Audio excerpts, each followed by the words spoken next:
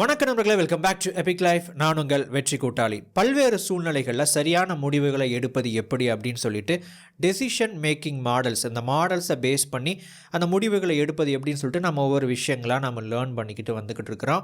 அந்த வரிசையில் இது 3வது பகுதி. இன்றைக்கி முக்கியமான ஒரு 4 மாடல்ஸை நாம் பார்க்க இருக்கிறோம். அதில் முதலாவது ஸ்டாப் ரூல். ஸ்டாப் ரூல் அப்படின்னா என்னென்னா, எப்போ நீங்கள் ஒரு விஷயத்தை நிப்பாட்டணும். எதை நிப்பாட்டணும் அப்படின்னு கேட்டிங்கன்னா, நீங்கள் ஆரம்பித்த ஒரு விஷயத்தை, ஒரு பிஸ்னஸாக இருக்கலாம், அல்லது ஒரு செல்ஃப் எம்ப்ளாய்மெண்ட்டாக இருக்கலாம், நீங்கள் ஸ்டார்ட் பண்ண ஒரு புது ப்ராஜெக்டாக இருக்கலாம், நீங்கள் துவங்கின ஒரு விஷயத்தை எப்போ நிறுத்தணும். சில நேரத்தில் நம்ம ஆரம்பித்த ஒரு விஷயம் தவறான ஒரு விஷயமா இருக்கலாம், நமக்கு சம்மந்தம் இல்லாத, நமக்கு ஒத்து வராத ஒரு ஃபீல்டுக்குள்ளே நம்ம என்ட்ராக இருக்கலாம். அந்த தருணத்தில் நாம் அதை நிறுத்திட்டு அதிலேருந்து வெளியே வரதான் நல்லது. ப்ராக்டிக்கலி ஸ்பீக்கிங் நீங்கள் கூட அந்த மாதிரியான விஷயங்கள் நீங்கள் பண்ணியிருக்கலாம், அல்லது இப்போது நீங்கள் அந்த மாதிரியான ஒரு சிச்சுவேஷனில் இருக்கலாம். ஸோ அப்படி இருக்கும்போது நாம் எப்போ நிப்பாட்டணும் அப்படின்னு ஒரு விஷயம் இருக்குது. நாம் எடுத்த முடிவை சரிதானா அப்படின்னு நம்ம சரிபார்க்க வேண்டிய ஒரு தருணம் எது அப்படின்னு சொல்லிட்டு ஒன்று இருக்குது இல்லைங்களா? ஸோ அது என்ன அப்படிங்கிறத விளக்குறது தான் இந்த ஸ்டாப் ரூல் அப்படிங்கிறது. எப்போ நீங்கள் நிப்பாட்டணும். இந்த ஸ்டாப் ரூலில் பார்த்திங்கன்னா 2 முக்கியமான விஷயங்கள் இருக்குது. முதலாவது என்ன அப்படின்னா நான் நெகோஷியபிள் லிமிட், ரெண்டாவது ஃப்ளெக்சிபிள் லிமிட். நான் நெகோஷியபிள் லிமிட் அப்படின்னா என்னென்னா, இப்போ நீங்கள் ஒரு பர்டிகுலர் விஷயத்தை செட் பண்ணுறீங்க. ஓகே, நான் பிஸ்னஸ் பண்ண போகிறேன், என் கையில் இவ்வளோ பணம் இருக்குது, இந்த பணத்தை மட்டுமே முதலீடாக வச்சு நான் அதை பயன்படுத்தி நான் பிஸ்னஸ் பண்ண போகிறேன், இதுதான் என்னுடைய லிமிட் அப்படின்னு செட் பண்ணிட்டீங்க. இன்னும் சிம்பிளாக புரியணும் அப்படின்னா, நான் ஒரு இடத்துக்கு நான் பயணம் பண்ண போகிறேன், நான் ஒரு மலை ஏற போகிறேன். ஸோ அந்த ஹைக்கிங்கில் 2 மணி வரைக்கும் எனக்கு டைம் இருக்குது. 2 மணிக்கு நான் அந்த செட் பண்ண அந்த பாயிண்ட்டுக்கு நான் போகலை அப்படின்னா நான் திரும்பி வரப்போகிறேன் அப்படின்னு சொல்லிட்டு நீங்கள் ஒரு டைம் செட் பண்ணுறீங்க, ஒரு டெட்லைனை செட் பண்ணுறீங்க. இந்த டைம் அப்படிங்கிறது ஒரு லிமிட் அப்படின்னு வச்சுக்கோங்க. அது பணமாகவோ அல்லது 1 வருட காலம், 2 வருட காலம் அப்படின்னு சொல்லிட்டு அந்த மாதிரியான ஒரு டைம் பீரியடாக இருக்கலாம். ஸோ அந்த மாதிரியான ஒரு டைம் பீரியட் அப்படிங்கிறத நீங்கள் உங்களுடைய பிஸ்னஸ்க்கோ அல்லது நீங்கள் ஸ்டார்ட் பண்ண ஒரு விஷயத்துக்கு நீங்கள் செட் பண்ணுறீங்க. அப்படிங்கிற பட்சத்தில் அதை நீங்கள் ரீச் பண்ணல அப்படிங்கிற பட்சத்தில் நீங்கள் கீழே இறங்கி வரலாம்.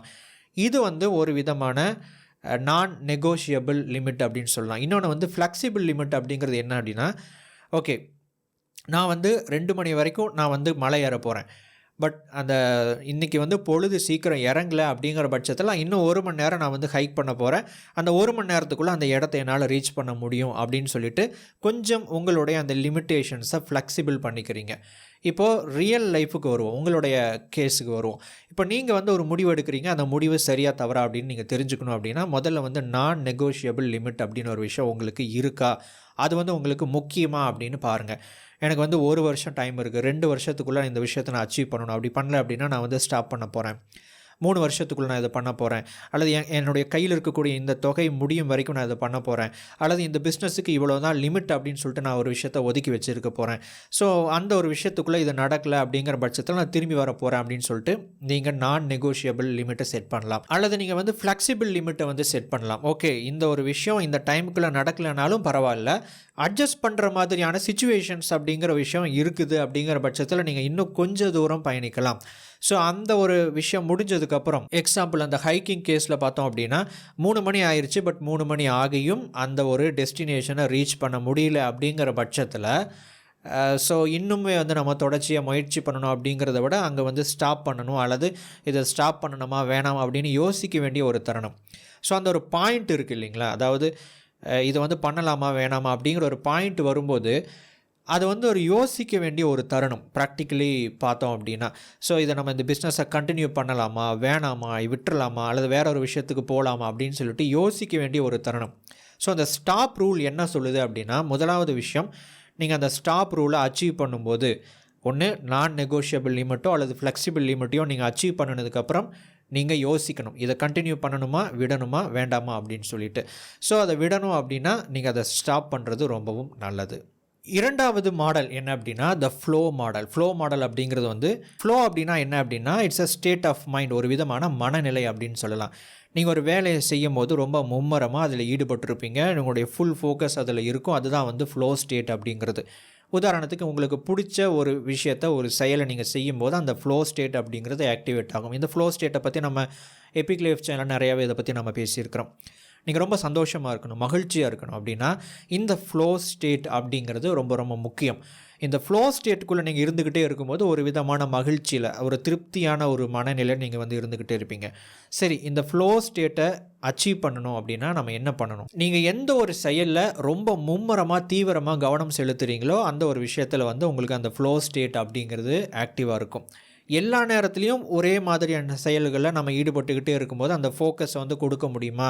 அல்லது அப்படியே நம்ம வந்து ஃபோக்கஸ்டாகவே இருந்துட்டாவே நமக்கு வந்து அந்த ஃப்ளோ ஸ்டேட் அப்படிங்கிறது இருக்குமா அப்படின்னு கேட்டிங்கன்னா ஒரு கேள்விக்குறி தான்.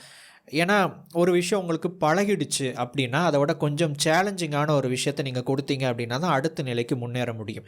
அப்போ இந்த ஃப்ளோ ஸ்டேட்டை எப்போவுமே நீங்கள் தக்க வச்சுக்கணும் அப்படின்னா அதுக்கு தான் வந்து இந்த ஃப்ளோ ஸ்டேட் மாடல் அப்படின்னு ஒரு விஷயம் இருக்குது. உங்களுடைய வேலைகளில் ஈடுபடும் போது உங்களுடைய எபிலிட்டி, அதாவது உங்களுடைய திறன் அப்படின்னு ஒன்று இருக்குது. உங்களால் எந்த அளவுக்கு அந்த வேலையை திறம்பட செய்ய முடியும்னு ஒரு விஷயம் இருக்குது. இன்னொரு பக்கம் வந்து பார்த்திங்கன்னா சேலஞ்சஸ் அப்படின்னு இன்னொரு விஷயம் இருக்குது. இப்போது நீங்கள் ரொம்ப ஓவராக சேலஞ்சஸை நீங்கள் ஃபேஸ் பண்ணீங்க அப்படின்னா உங்களுக்கு பேர்ன் அவுட் ஆயிரும். அதாவது ரொம்ப ஒரு தோய்வு ஏற்பட ஆரம்பிச்சிடும், ஒரு மோட்டிவேஷன் குறைஞ்சிடும், எப்படா இதை விட்டு வெளியே போகலாம் அப்படின்னு சொல்லிட்டு தோண ஆரம்பிச்சிடும். உங்களுக்கு அந்த ஃப்ளோ ஸ்டேட்டெல்லாம் இருக்காது. உங்களோட எபிலிட்டிக்கு கீழேயே நீங்கள் வேலை செஞ்சுக்கிட்டு இருக்கிறீங்க அப்படிங்கிற பட்சத்தில், அதாவது உங்களால் ஒரு 10 கிலோவை தூக்க முடியும், டெய்லியும் நீங்கள் 10 கிலோவை தூக்கிட்டு இருக்கிறீங்க அப்படிங்கிற பட்சத்தில் அது உங்களுக்கு பெருசாக தெரியாது. கொஞ்ச நாளுக்கு அப்புறம் அது உங்களுக்கு போர் அடிக்க ஆரம்பிச்சிடும். ஸோ நம்முடைய மெயினான ஒரு வேலை என்ன அப்படின்னா போர் அடிக்கவும் விடக்கூடாது, தோய்வு ஏற்படவும் விடக்கூடாது. இதுக்கு ரெண்டுக்கும் நடுவில் உங்களால் பயணிக்க முடிஞ்சுது அப்படின்னா எப்போவுமே நீங்கள் அந்த ஃப்ளோ ஸ்டேட்டை தக்க வச்சுக்கிட்டே இருக்க முடியும். ஸோ அதை பண்ணணும் அப்படின்னா நீங்கள் செய்யக்கூடிய வேலைகள், உங்களுடைய ப்ராஜெக்ட் எப்போவுமே வந்து பார்த்தீங்கன்னா நீங்கள் இது வரைக்கும் என்ன பண்ணிக்கிட்டு இருந்தீங்களோ அந்த ஒரு விஷயத்தையே நீங்கள் தொடர்ச்சியாக பண்ணிக்கிட்டே இருக்கக்கூடாது. அதுலேருந்து கொஞ்சம் சேலஞ்சஸை அதிகப்படுத்தணும். சேலஞ்சஸை அதிகப்படுத்துகிறோம் அப்படிங்கிற பேரில் வந்து ஒரு மிகப்பெரிய ஒரு சேலஞ்சை வந்து தூக்கி நம்முடைய தலையில் வச்சுக்கக்கூடாது. அப்படி பண்ணிட்டோம் அப்படின்னா நமக்கு தொய்வு ஏற்பட ஆரம்பிக்கும். ஸோ கொஞ்சம் கொஞ்சமாக நீங்கள் பண்ணிக்கிட்டு இருக்கிற வேலைகளில் உங்களுடைய சேலஞ்சஸை நீங்களே வந்து அதிகப்படுத்திக்கிட்டே இருக்கலாம். மேபி அதை வந்து ஒரு டார்கெட்டாக இருக்கலாம்.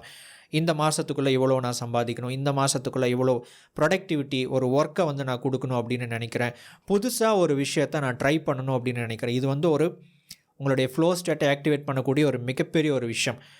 எப்போது நீங்கள் கடைசியாக புதுசாக ஒரு விஷயத்தை ட்ரை பண்ணீங்க, அது எதுவே வேணாலும் இருக்கலாம், கடைசியாக ஒரு புது விஷயத்தை நீங்கள் தெரிஞ்சுக்கிட்டதாகவோ கற்றுக்கிட்டதாகவோ ட்ரை பண்ணினதாகவோ இருக்கிற ஒரு விஷயம் என்ன? நல்லா யோசிச்சு பாருங்கள். பெரும்பாலான நபர்களுக்கு அது ரொம்ப நாளைக்கு முன்னாடியாக இருக்கும். ஸோ நம்முடைய வாழ்க்கை போர் அடிக்கிறதுக்கான காரணம் என்ன அப்படின்னா நம்ம இந்த மாதிரியான புது விஷயங்களை எப்போவோ தான் செய்கிறோம், அல்லது அதுவாக நடக்கும்போது நம்ம வந்து செய்கிறோம். அப்படி இல்லாமல் நீங்களாக அதை முன் வந்து செஞ்சீங்க அப்படின்னா உங்களுடைய ஃப்ளோ ஸ்டேட்டை நீங்கள் தக்க வச்சுக்க முடியும். இப்போ 3வது மாடல் என்ன அப்படிங்கிறத பார்க்குறதுக்கு முன்னாடி இன்னொரு புக் ரெக்கமெண்டேஷன். உங்களுடைய மூளையை நீங்கள் ஆரோக்கியமாக வைத்துக் கொள்வதன் மூலம் உங்களுடைய வாழ்க்கையை நீங்கள் மாற்ற முடியும் எனும் கருத்தை கற்றுக்கொள்ள change your brain change your life எனும் புத்தகத்தை நான் ரெக்கமெண்ட் செய்கிறேன். இப்புத்தகத்தின் கருத்துக்களை குறைவான நேரத்தில் கற்றுக்கொள்ள குக்கு எஃப்எம் மூலம் இப்புத்தகத்தின் ஃபுல் புக் சம்மரியை தமிழில் கேளுங்கள். குக்கு எஃப்எம் பிளே ஸ்டோரில் 4.5 ஸ்டார் ரேட்டிங் வாங்கிய ஒரு app. 5000+ hours of audio content இருக்கிற தரமான ஆப். இதில் motivation, biography, self help, money, நாவல்ஸ்னு பல்வேறு ஜேர்னல்ஸ் அடங்கிய ஒரு ஆப் தான் குக்கு எஃப்எம். பல மொழிகளில் audio books and book summaries இருக்குது. முக்கியமாக நம்ம சுய முன்னேற்றம் சார்ந்த முக்கியமான புத்தகங்களோட புக் சம்மரிஸ் தமிழ் மொழியில் இருக்குது. இது ஒரு ப்ரீமியம் ஆப். நார்மலாக 399 ரூபா ஒரு வருஷத்துக்கான சப்ஸ்கிரிப்ஷன் சார்ஜ். நம்ம எபிக் லைஃப் பார்வையாளர்களுக்கு வெறும் 199 ரூபாய்க்கு ஒரு வருஷத்துக்கான ப்ரீமியம் கண்டென்ட்டை கேட்க முடியும். ELT50 அப்படிங்கிற கூப்பன் கோடை பயன்படுத்தும் முதல் 250 நபர்களுக்கு ஒரு வருஷத்துக்கான ப்ரீமியம் கண்டென்ட்டை 199 ரூபாயில் பெற முடியும். இந்த ஆப்பை டவுன்லோட் பண்ணுறதுக்கான லிங்க் கீழே டிஸ்கிரிப்ஷனில் கொடுத்துருக்கேன்.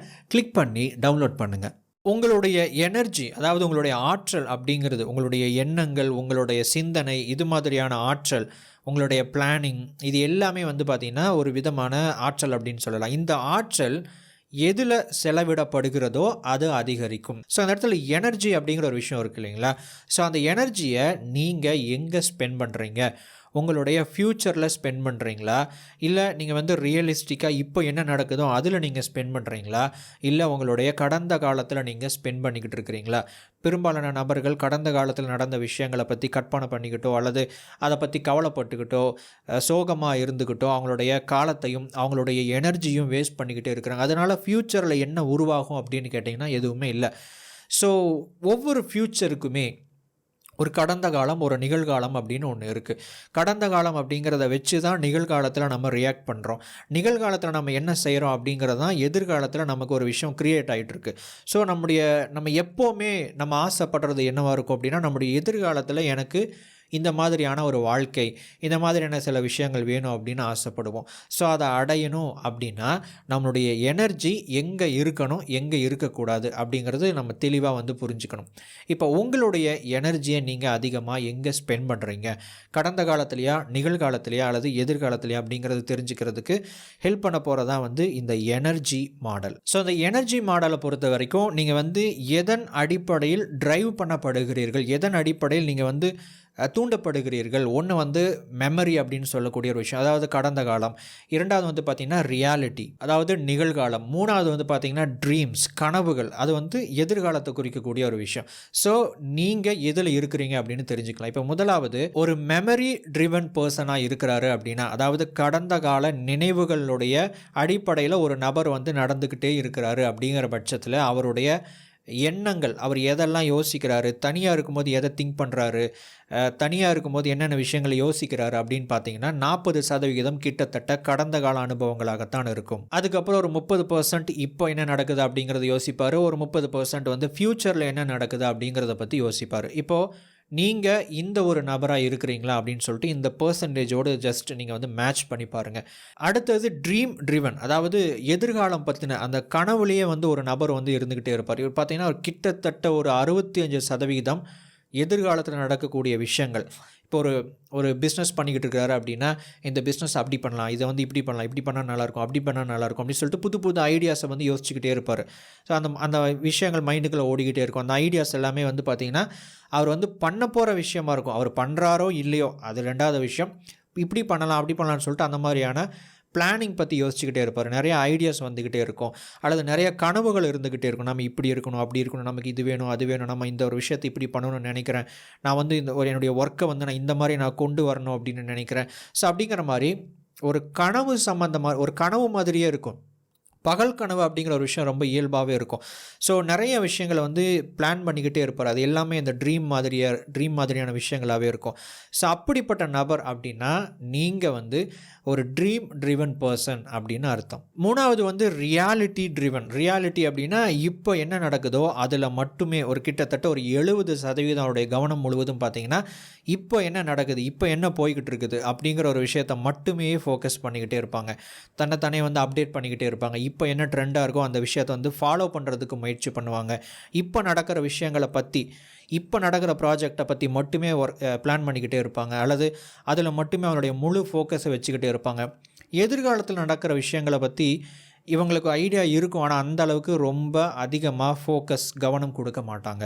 சரி, இப்போது நீங்கள் இந்த 3 கேட்டகரியில் எந்த கேட்டகரியின் அடிப்படையில் வர்றீங்க அப்படின்னு சொல்லிட்டு பாருங்கள். ஒன்று, நீங்கள் கடந்த கால எண்ணங்கள்னால நீங்கள் டிரைவ் பண்ணப்படுற நபர் அப்படின்னா நீங்கள் உங்களை நீங்கள் மாற்றிக்கணும். ஏன் அப்படின்னா நம்முடைய வாழ்க்கை அப்படிங்கிறது இன்றைக்கி நாளைக்கு அப்படிங்கிறதானே தவிர நேற்றுக்கு அப்படிங்கிறது கிடையாது. நேற்றுக்கு முடிஞ்சு போச்சு, நேற்றுக்கு நடந்த ஒரு விஷயந்தான், அவருடைய பேலன்ஸ் தான் இன்றைக்கி நம்மக்கிட்ட இருக்குது. ஸோ இதை வச்சுட்டு நாம் இன்றைக்கும் நாளைக்கும் என்ன பண்ணணும் அப்படிங்கிறத தான் நாம் ஃபோக்கஸ் பண்ணணுமே தவிர கடந்த காலத்தில் மட்டுமே நம்ம வாழ்ந்து கொண்டு இருக்கக்கூடாது. ஸோ அப்படிப்பட்ட நபர் அப்படின்னா இதை மாற்றிக்கோங்க. இந்த 2 விஷயங்களை கையில் எடுங்க. ஒன்று ட்ரீம், இன்னொன்று ரியாலிட்டி. ஸோ ட்ரீம் அப்படிங்கிற விஷயத்த கொண்டு வாங்க. அந்த ட்ரீம் அடிப்படையில் நீங்கள் அதற்கான வேலைகளை செய்ய துவங்கணும். அதுவே நீங்கள் ஒரு ரியாலிட்டி ட்ரிவன் அப்படின்னு வச்சுக்கோங்க. அதாவது இப்போ என்ன நடந்துக்கிட்டு இருக்குது அப்படிங்கிறதுல மட்டுமே நீங்கள் கவனம் செலுத்தக்கூடிய ஒரு நபர் அப்படின்னா நீங்கள் கொஞ்சம் ட்ரீமையும் ஆட் பண்ணுறதுக்கு நீங்கள் முயற்சி பண்ணலாம். ஏன் அப்படின்னு கேட்டிங்கன்னா, ஸோ நீங்கள் நல்லா ஒர்க் பண்ணுறீங்க, உங்களுடைய ஃபுல் ஃபோக்கஸ் இப்போ என்ன இருக்கோ அப்படிங்கிற விஷயத்தில் மட்டுமே இருக்குது. ஓகே, ரொம்ப நல்ல விஷயம். பட் ஆனால் நம்ம என்ன மாதிரியான வேலைகள் செஞ்சு என்ன மாதிரியான ஒரு அவுட்கம்மை கொடுக்கணும் அப்படிங்கிறது நம்முடைய ட்ரீம் அடிப்படையில் தான் இருக்குது. சிம்பிளாக சொல்லணும் அப்படின்னா ஒரு பிளான் இருந்துச்சுன்னா தான் அந்த பிளானை நோக்கி நாம் போக முடியும். ஸோ அந்த பிளான் அப்படிங்கிறது நமக்கு ஒரு ட்ரீமாக இருந்துச்சு அப்படிங்கிற பட்சத்தில் நம்மளால் என்ன அச்சீவ் பண்ண முடியுமோ, நம்ம ரொம்ப ரொம்ப ப்ராக்டிக்கலாக இருந்தால் அதை விட கொஞ்சம் ஒரு அடுத்த நிலைக்கு நம்மளால் ஒரு அச்சீவ்மெண்ட்டை பார்க்க முடியும். ஓகே, நீங்கள் இதுவே ட்ரீம் ட்ரிவன் பர்சனாக இருக்கிறீங்க, பகல் கனவு காணக்கூடிய ஒரு நபராக இருக்கிறீங்க, நிறைய விஷயங்களை பிளான் பண்ணிக்கிட்டே இருக்கிறீங்க அப்படிங்கிற பட்சத்தில் ஒரு விஷயத்தை நீங்கள் செக் பண்ணிக்கோங்க. நீங்கள் என்னெல்லாம் பார்க்குறீங்களோ அதெல்லாம் விட்டுருங்க. அந்த கனவு அதெல்லாம் இருக்கட்டும் ஒரு பக்கம். ஆனால் அதெல்லாம் உங்களால் செயல்முறைப்படுத்த முடிகிறதா? அதற்கான வேலைகளை நீங்கள் செஞ்சுக்கிட்டு இருக்கிறீங்களா? அதாவது ப்ராக்டிக்கலாக இருக்கிறீங்களா? இப்போ என்ன நடக்குதோ அந்த விஷயத்தில் நீங்கள் ஃபோக்கஸ் பண்ணுறீங்களா? அப்படிங்கிற ஒரு கேள்வியை நீங்கள் கேட்டுக்கோங்க. நீங்கள் என்ன தான் கனவு கண்டாலும் அதை பற்றி நினச்சிக்கிட்டு இருந்தாலும் இப்போது அதற்கான வேலைகளை செய்ய துவங்கினா மட்டும்தான் அந்த ஒரு ட்ரீமை உங்களால் அச்சீவ் பண்ண முடியும்.